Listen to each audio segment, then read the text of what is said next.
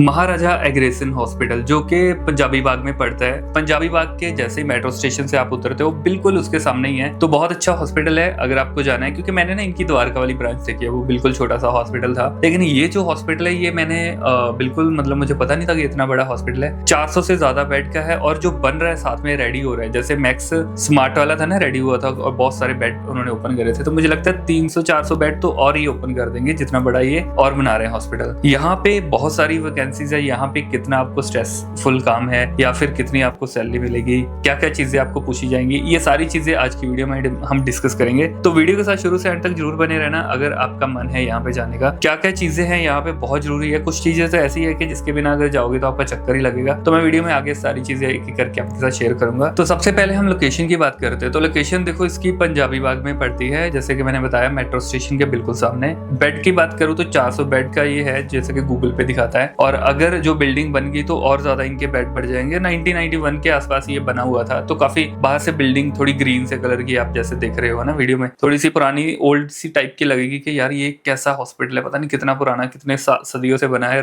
Colour भी नहीं करवाया। तो ये है तो हॉस्पिटल पुराना, लेकिन अभी जैसे नया जो बन जाएगा तो मुझे लगता है कि दोनों को एक ही बार ये रेनोवेट या जो भी करेंगे वो करेंगे। लेकिन अंदर से हॉस्पिटल बहुत साफ सुथरा है, बहुत अच्छा है अंदर से। तो जाते ही आपको पता चलेगा, ऐसे लगेगा कि मैं किसी और हॉस्पिटल में आया हूँ, इसमें मैंने एंट्री नहीं करी है, जैसे ये बाहर से देखने में लगता है। उसके बाद NABH और NABL तो है ही है, तो वो उस पॉइंट ऑफ व्यू से भी ये ठीक है।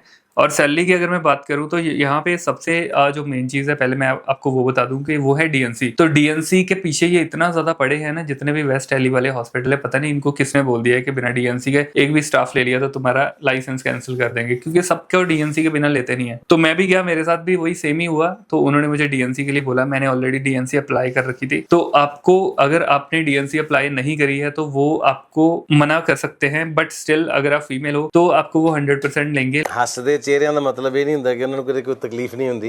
ਉਹਦਾ ਮਤਲਬ ਇਹ ਹੁੰਦਾ ਕਿ ਇਹਨਾਂ ਨੂੰ ਤਕਲੀਫਾਂ ਨਾਲ ਡੀਲ करना होता है। लेकिन एज ए ट्रेनी स्टाफ, अब ट्रेनी स्टाफ में क्या है, मैं आपको सैलरी का भी बता देता हूँ कि अगर आप एज ए ट्रेनी स्टाफ लगते हो तो आपकी सैलरी लगेगी 15,000 रुपए। ठीक है, 15,000 बहुत कम है ना। आप भी सोचोगे कि यार इतनी कम सैलरी, लेकिन अगर आपके पास रजिस्ट्रेशन आ जाती है तो आपको वो क्या करेंगे, रिजाइन दिलवाएंगे और रिज्वाइन करवाएंगे और एज ए रजिस्टर्ड नर्स आपको रखेंगे। तब आपकी सैलरी जो उन्होंने मुझे बताया कि 24,000 हम फ्रेशर की लगाते हैं अगर उनके पास DNC है। तो मेरे हिसाब से इनफ अच्छी सैलरी है। अगर आपके पास DNC है तो आपको यहाँ पे जरूर ट्राई करना चाहिए। उसके बाद हॉस्टल की बात करूँ तो फीमेल्स को हॉस्टल मिलेगा, मेल को नहीं मिलेगा। मारो हमको जिंदा मत छोड़ो सालो। यहाँ पे ड्यूटी आवर्स वही सेम 6 to 7 आवर्स की ड्यूटी मॉर्निंग इवनिंग है, और नाइट जो शिफ्ट है वो आपकी 12 घंटे की रहेगी। तो अगर नर्स पेशेंट की रेशियो की बात करें तो 1:3 तक यहाँ पे रहता है मोस्टली, क्योंकि ये ना थोड़ा बिजी हॉस्पिटल है। बिजी इन द सेंस के यहाँ पे काफी नर्सेज की रिक्वायरमेंट है, यहाँ पे पेशेंट्स काफी आते हैं, क्योंकि वेस्ट दिल्ली का काफी पुराना हॉस्पिटल है ये। ठीक है, तो अगर वर्कलोड की मैं बात करूँ तो 60-70% में बोल सकता हूँ, या थोड़ा सा उससे ऊपर, क्योंकि बहुत सारे बेड ये और रीओपन कर रहे हैं। तो यहाँ पे नर्सेज की काफी ज्यादा रिक्वायरमेंट आएगी, और ऑब्वियसली अगर रिक्वायरमेंट बढ़ेगी और अगर उतनी नर्सेज इनके पास नहीं होगी तो जो बेचारे ऑलरेडी काम कर रहे हैं, एग्जिस्टिंग नर्स है, उनके ऊपर सारा बर्डन आएगा, है ना। लेकिन स्टिल सैलरी आपकी अच्छी मिल जाती है यहाँ पे, है ना। और अगर फोर्टिस या मेदांता से कंपेयर करूँ या मैक्स से कंपेयर करूँ, उनके कंपैरिजन में थोड़ा सा कम ही काम रहता है यहाँ पे। ठीक है, उसके बाद अभी ज्वाइनिंग प्रोसेस की बात कर लेते हैं कि आपको पास मान लो DNC है, कोई दिक्कत नहीं है। अभी अगर आपने OT टेक्नीशियन का करा हुआ या आपने नर्सिंग करी हुई, GNM BSc कुछ भी है, तो आप जा सकते हो एज ए फ्रेशर। अगर फीमेल हो तो भी आप जा सकते हो, एक्सपीरियंस है आपके पास मेल हो तो भी आप जा सकते हो। रजिस्ट्रेशन के बिना मत जाना। ठीक है, अभी आपको क्या करना है, जैसे आप जाओगे तो हॉस्पिटल के अंदर घुसोगे फ्रंट से, मतलब अंदर जाके राइट होके फिर लेफ्ट होके फिर राइट हो रहा है, वहां पे गार्ड है, आपको बता देगा। तो अंदर जाके ना वो बिल्कुल बैक साइड पे है जहाँ पे महाराजा एग्रेसन की ऐसे करके फोटो बनी हुई है, मतलब फोटो नहीं, वो ऐसे मूर्ति बनी हुई चेयर पे बैठे हैं। तो उसके पास से ना आपको लिफ्ट तो नहीं है, मतलब स्टेयरकेस है। तो स्टेयर से जाना है आपको 2nd फ्लोर पे HR में जाना, वहाँ पे गार्ड होगा, वो आपको बताएगा। उसके बाद आपका CV वहाँ पे लेंगे, आपकी एंट्री करेंगे, उसके बाद आपको भेज देंगे वही उनकी जो मेन बिल्डिंग है वहाँ पे। तो मेन बिल्डिंग में आपको जाना है 4थे फ्लोर पे। 4थे फ्लोर पे इनकी NS ऑफिस है, तो वहाँ पे जाके आपको इंटरव्यू देनी है। तो वहाँ पे आपका सबसे पहले रिटन टेस्ट होना है। रिटन टेस्ट अगर आपका क्लियर हो जाता है तो आपकी इंटरव्यू होनी है। अगर रिटन टेस्ट क्लियर नहीं हुआ तो फिर आपको मना कर देंगे। ठीक है, तो रिटन टेस्ट क्लियर हो गया, उसके बाद आपकी इंटरव्यू होगी, इंटरव्यू भी क्लियर कर ली तो उसके बाद आपकी ज्वाइनिंग का जो भी होगा वो बता देंगे। उनको अर्जेंट हायरिंग कर रहे हैं तो आपको, अगर आपके पास डीएनसी होगी तो आपको तुरंत ले लेंगे। अगर नहीं भी है डीएनसी, ऑलरेडी अप्लाई नहीं कर रखी तो कर दो, क्योंकि बहुत जरूरी है डीएनसी दिल्ली में काम करने के लिए, ठीक है। तो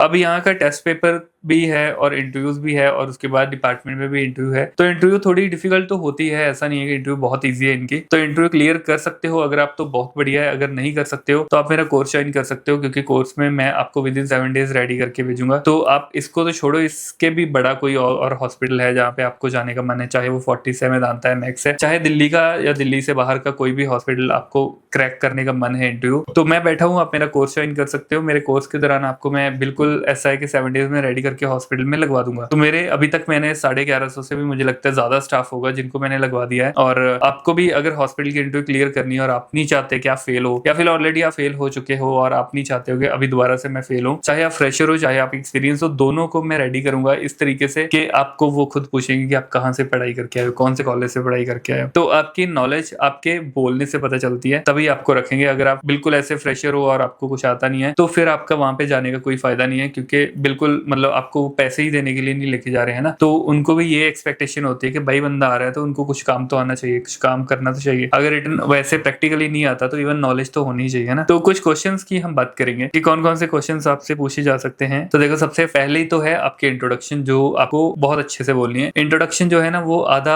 आपका काम आसान कर देती है अगर आपकी इंट्रोडक्शन अच्छी हो तो। इंट्रोडक्शन कोशिश करो इंग्लिश में देने की, अगर आपको इंग्लिश नहीं आती तो भी चाहे गूगल से चाहे कहीं से भी रेडी कर लो अपनी थोड़ी सी इंट्रोडक्शन। लेकिन ऐसे मत बोलना कि thank you for giving me the opportunity to explain me myself, ऐसे पता चलता है कि ये तो बिल्कुल हटाया बोल रहा है, ठीक है। तो ऐसे वाले सेंटेंस बोलने की जरूरत नहीं है, डायरेक्ट आप बता सकते हो, अपना सीधा नाम से स्टार्ट कर सकते हो कि माई सेल्फ या फिर माई नेम इज दिस, है ना, ऐसे करके आप स्टार्ट करो। तो अपनी इंट्रोडक्शन इंग्लिश में दो, लास्ट वाला जो वर्ड होगा, जो लास्ट वाली जो लाइन होगी वो हिंदी में बोलो, ताकि आगे वाला बंदा हिंदी में ही इंटरव्यू आगे स्टार्ट करे, क्योंकि आगे भी अगर आपने पूरी एंड तक इंट्रोडक्शन इंग्लिश में दी, हो सकता है वो भी आगे से इंग्लिश में पूछे, तो फिर वहां पे टाइम फिस नहीं होनी चाहिए। वहां पे अच्छी आपको अगर इंग्लिश में पकड़ है तो ही आप कर पाओगे, अदरवाइज इंग्लिश नेसेसरी नहीं है। मैं बार बार यही बोलता हूँ, English is just a language. अगर आपको नहीं आती तो आप हिंदी में बोलो, क्योंकि यहाँ पे इंडियन का इलाज करना है आपको, कोई बाहर से गोरे नहीं आ रहे आपसे इलाज करवाने, ठीक है। उसके बाद जो सेकंड क्वेश्चन उनका सबसे कॉमन है, पूछा जाएगा आपको कि which kind of patient have you seen during your hospital duties. तो हॉस्पिटल ड्यूटीज के दौरान या इंटर्नशिप के दौरान या जब भी आपने कॉलेज में काम करा या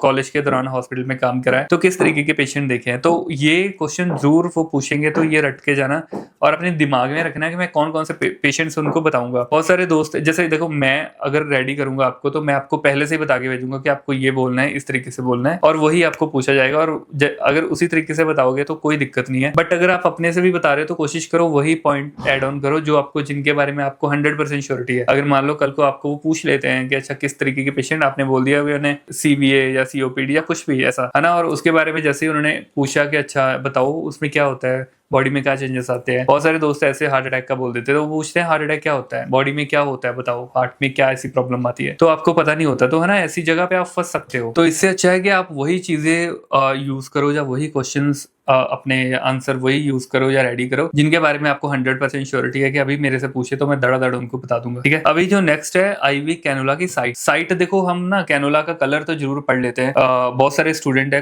कैनुला कलर उनको पता होता है 20 का, 18 का, 24 का, 22 का, कौन से कलर का आता है। लेकिन जैसे ही मैं उनको पूछता हूँ कि मुझे ये बताओ कि कैनुला कौन सी वेन में लगाते हैं, यहाँ पे लगाते हैं, यहाँ पे लगाते हैं, यहाँ पे, ऐसे बोलेंगे, लेकिन उनको ये नहीं पता कि वेन का नाम क्या है। तो सिफेलिक, बेसिलिक, मेटाकार्पल्स, हर वेन्स का आपको पता होना चाहिए जिसमें कैनुला आप लगाते हो, तभी आगे वाले बंदे को पता चलेगा ना कि आप कैनुला लगाना आता है। अगर आप कैनुला लगाना आता है लेकिन आपको यही नहीं पता कौन सी वेन में लगाना है तो फिर आपको दिक्कत होगी, फिर वो आपके एक्सपीरियंस ही नहीं मानेगा, वो बोलेगा यार इसका मतलब तुम्हें आता भी नहीं होगा अगर तुम्हें ये नहीं पता कहाँ पे लगाते हैं। उसके बाद स्केल या स्कोर अलग अलग पूछे जाएंगे। पेन के लिए ब्रेडन स्केल जो है वो पूछा जा सकता है, DVT के लिए कौन सा स्केल है, या फिर फॉल की असेसमेंट के लिए कौन सा स्केल है। तो स्केल्स के बारे में बहुत बार पूछते हैं, तो ये भी आपको रेडी करके जाना है। सैंपल कहाँ से ले सकते हो, मीडियल क्यूबाइटल फोसा से हम लेते हैं, ठीक है। तो इसके बारे में भी आपको पता होना चाहिए क्योंकि सैंपल्स के लिए भी पूछ सकते हैं। और इसके बाद जो नॉर्मल वैल्यूज है ना, यहाँ पे बहुत पूछा जाता है। तो नॉर्मल वैल्यूज में आपको एबीजी, उसके बाद एबीजी में जो भी पीएच, पीसीओ2, HCO3 है ना, इन सब की नॉर्मल वैल्यूज आपको पता होना चाहिए। एचपी, टीएलसी की नॉर्मल वैल्यूज, उसके बाद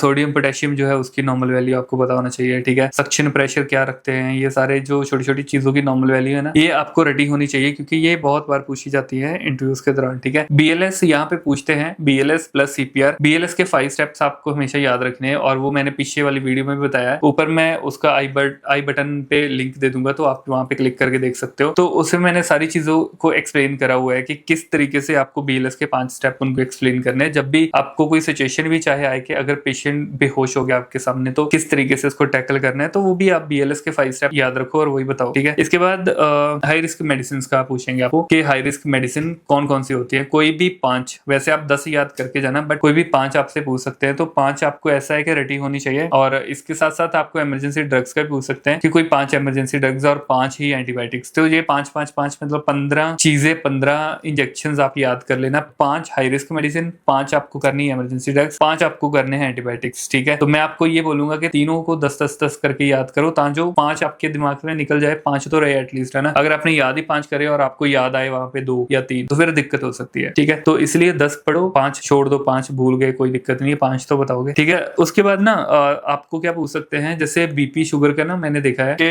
अगर आजकल बहुत ही कॉमन है, मतलब हर घर में आपको पता है कि कोई ना कोई डायबिटिक या हाइपरटेंसिव होता है, तो बहुत कॉमनली पूछते हैं कि हाइपरटेंशन के लिए कौन सी टैबलेट देते हो घर पे। तो आपको पता होना चाहिए, एमलोडिपिन देते हैं, एर्केमिन देते हैं, या फिर टेल्मिसार्टन देते हैं, जो भी कुछ टैबलेट्स का नाम आप बता सकते हो। ठीक है, और उसी तरीके से हाइपोग्लाइसीमिया का पूछते हैं कि शुगर कम हो जाए तो क्या करोगे। तो स्टूडेंट्स को ये पता होता है हाइपोग्लाइसीमिया का मतलब है कि शुगर का कम हो जाना, बॉडी में ब्लड ग्लूकोज का कम हो जाना, लेकिन ठीक कैसे करोगे। जैसे ही मैं पूछता हूँ स्टूडेंट से ना मॉक इंटरव्यू के दौरान कि कैसे ठीक करोगे, तो वो ऐसे सोचने लग जाते हैं कि पता नहीं क्या ही पूछ लिया, कैसे ठीक करना है यार। अगर बाइक में पेट्रोल कम हो गया तो क्या करोगे, पेट्रोल डलवाओगे, है ना, और तो कुछ नहीं करोगे ना। और इसी तरीके से बॉडी में शुगर कम होगी तो क्या करोगे, शुगर डालोगे। शुगर के लिए क्या कर सकते हो, कुछ मीठा दे सकते हो, ब्रेकफास्ट, लंच या डिनर दे सकते हो, जो भी टाइम है ना, या फिर कुछ जूस वगैरह दे दो, कैंडी वगैरह दे दो, कुछ भी मीठा दे दो। तो बस यही करना होता है, इसमें ज्यादा सोचने की जरूरत नहीं है। और इसके साथ अगर आईवी मेडिसिन है, हॉस्पिटल में हो, तो डेक्सट्रोज दे दो। ठीक है, तो ये चीज है जो आपको हमेशा याद रखनी है और ये पूछा जाता है बहुत ही कॉमनली, और आपको मतलब तुरंत इनका आंसर भी करना है। ये चीजों में ज्यादा सोचने की जरूरत नहीं होती है। ठीक है, उसके बाद ईसीजी की लीड प्लेसमेंट, चेस्ट लीड कहाँ पे लगाते हो, मतलब जो 6 लीड्स मेन आप लगाते हो ना, उसी के लिए पूछते हैं। जो लिम्ब लीड होती है 4, उसके लिए नहीं पूछते, उनको पता है कि 2 हाथों पे 2 पैरों पे। लेकिन जो मेन क्वेश्चन आता है, चेस्ट लीड जो लगाते हो उसकी एग्जैक्ट लोकेशन क्या है, ऐसे टिक टिक टिक करके नहीं बताना है ना। तो बहुत सारे दोस्त मुझे ऐसे ही बोलते हैं कि सर मुझे ये तो नहीं पता, लेकिन मैं कर सकता हूँ, करके दिखाता हूँ, या मैं ये बता सकता हूँ हाथ लगा के कहाँ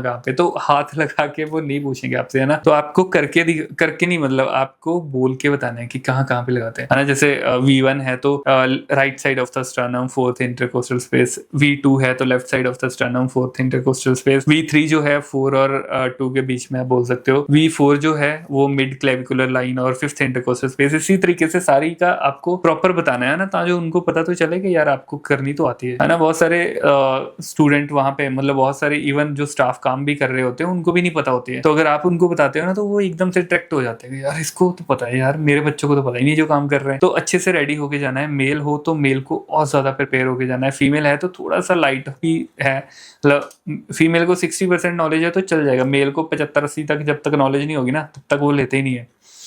तो थोड़ा सा मेल के साथ शुरू से ज्यादती होती रही है, लेकिन कोई दिक्कत नहीं है, हम बैठे हैं, आप मेरे साथ कांटेक्ट करो, मैं आपको आपकी फर्स्ट इंटरव्यू क्लियर करवाऊंगा और आपको इस तरीके से रेडी करूंगा कि आपकी कोई भी इंटरव्यू फेल नहीं होगी। उसके बाद फुल फॉर्म के बारे में आपसे पूछ सकते हैं। फुल फॉर्म में एबीजी की फुल फॉर्म, या ईसीजी की फुल फॉर्म, या सीवीए की, सीओपीडी की, पीटीसीए की, सीकेडी की, है ना। तो ये सब की फुल फॉर्म मतलब आपको याद करना है। ज्यादातर मैंने देखा है ईसीजी, एबीजी या फिर सीओपीडी, तो ये 3 का मेनली मैंने देखा है जो पूछा जाता है। और तो ये सारे क्वेश्चन थे जो मैंने आपको बताने थे, जो मोस्ट इंपॉर्टेंट है, जो पूछे जाएंगे। बाकी ये सारे क्वेश्चंस मेरे कोर्स में ऑलरेडी मैंने ऐड ऑन करके रखे हैं, क्योंकि जहां पे भी मैं जाता हूं, मैं वहां पे कोई भी मुझे नया क्वेश्चन मिलता है तो मैं उठा के अपने कोर्स में डाल देता हूं। लेकिन यहाँ पे मुझे ऐसा कोई क्वेश्चन मिला ही नहीं है जो मैंने कोर्स में ना डाला हो। लेकिन यहाँ पे मैं सारी चीजें नहीं बता पाता हूँ क्योंकि मेरे पास लिमिटेड टाइम होता है। तो फिर भी स्टिल अगर आप मेरा कोर्स लेना चाहते हो तो आपको मैं विदिन 7 डेज रेडी करूंगा। कोर्स लेने के लिए नीचे व्हाट्सएप का नंबर दिया हुआ है, वहां पे आप मुझे डायरेक्ट मैसेज कर सकते हो कि आपको कोर्स ज्वाइन करना है। आपको कोर्स की सारी डिटेल मैं वहां पे भेज दूंगा, देन हम कोर्स उसी टाइम स्टार्ट कर देंगे और आपकी